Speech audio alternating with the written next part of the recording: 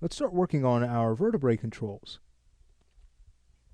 This would be a great time to start working on those control objects. That way, when we start to finish our vertebrae rig, we can connect it directly to its animation controls.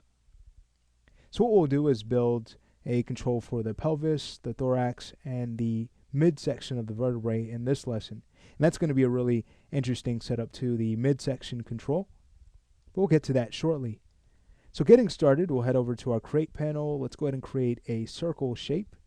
And I'll just go ahead and add this to the grid. There it is, looking nice. All right. So at this point, we can go ahead and make this an editable spline. What we're doing is creating a spline sphere. They're very easy to select no matter what angle you look at the character from. They're also just a very appealing shape in my opinion. Really like their simplicity, but either way, now that we have one made, let's go ahead and turn on angle snap with the A key. And I'll go to the rotate tool. We can hold down shift and rotate to clone a shape 90 degrees in the y-axis. Let's make a copy. With the same shape selected, we'll now rotate in the z-axis 90 degrees, and there is our sphere. Okay, now we'll then want to go ahead and make this just one object. So just scrolling down in your modify panel, you'll find the geometry rollout, and here we can use attach to attach the other shapes, and right click to exit the tool. Okay, good stuff. Let's go ahead and rename this to CS for control spline underscore pelvis 01. I'll also go ahead and recolor it. For the controls in the center of each creature or a character I'm rigging, I like to use a shade of yellow, so we could always use, let's say, gold. And then for our right and left sides, we could always work with red and blue. All right. We'll head over to our layer browser. We'll make a controls layer. We'll name it just that. Great. We'll also want to make sure the default layer is active. All right, so there's our controls layer in place. Let's go ahead and enable thickness on this object, just to give it a more interesting look. So we'll scroll up until we find our rendering rollout and enable thickness in viewport. All right, that thickness is way too much, so I'll go ahead and set it to about a value of 1. That'll work out much better. Let's go ahead and snap this to the pelvis, so we can use our quick snap tool for that. And snap it to vertebrae A. All right, heading over to our vertex subobject level, I'll grab all of our points, and let's go to our scale tool and start to scale these in. Now, depending on what mode you're using, you'd want to switch over to the second choice, which allows you to manipulate from the center of your selection. All right, so let's make sure that one is selected. The others won't give you the scale you want, although that shape does look pretty interesting.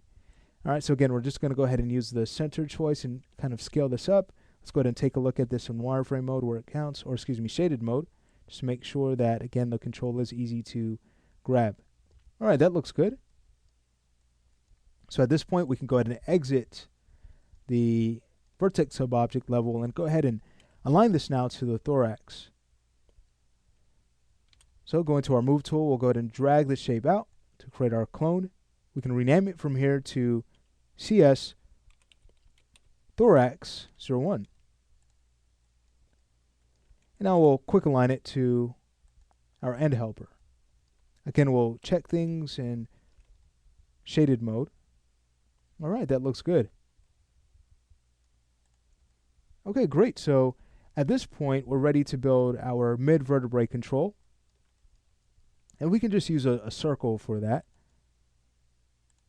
No need to spend much time on building fancy controls. It's more important that they work, but it is a good idea to be creative at times. It helps to make the rig more fun, at least in my opinion. What I'll do now is go ahead and make sure that this object is going to be centered on the spine. And we could do that by first snapping it to our origin. So I'll go ahead and enable grid snap. And we could always turn off axis snap at the top. I'll drag from the center of this object. Now, if you do not see this little circle in your gizmo, what you'd want to do is head over to Customize Preferences, and under Gizmos, you want to turn on Move in Screen Space. We want that center box handle. And now we can go ahead and snap this right to the center of our scene. Now we can turn off Grid Snap from there, and then go ahead and move this object up. I'll go to the side view, and then move this back. Okay, so we can have the Z-axis along this center grid line. Great, and then feel free to go ahead and edit its size. So for that, we'd want to just go ahead and convert it to an editable spline, go to the point sub-object level, go back to our scale tool and bring this down just a little bit more. Okay, great. Going back to object mode, I might want to just drag this up just a little bit more. No need for it to be so far from the area it will influence. All right. Now we have a small issue, the pivot point. It's not a big deal at all, but it'd be ideal to have it right along the spline with the other controls.